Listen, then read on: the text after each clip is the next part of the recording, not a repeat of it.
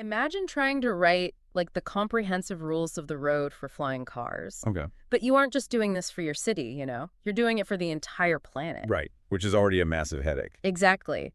And here is the real kicker. You have to write, test, and completely finalize these rules before the very first flying car has even left the ground. Yeah, I mean, that's an almost impossible task.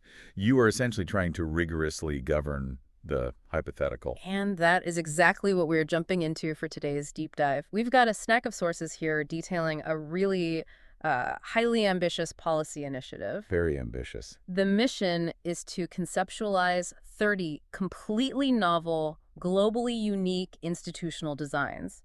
So we are looking at the actual blueprints being drafted right now to manage the invisible technologies and systems that will define your daily life over the next few decades. And I think we need to clarify that when the initiative says novel, they do not mean like a slight digital update to a maritime law from the 1990s.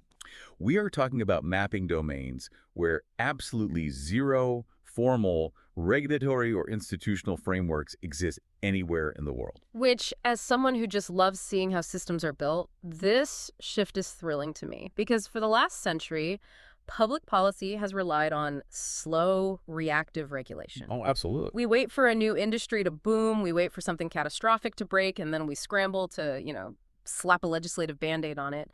But this initiative is attempting a massive pivot to proactive, technology-driven institutional design.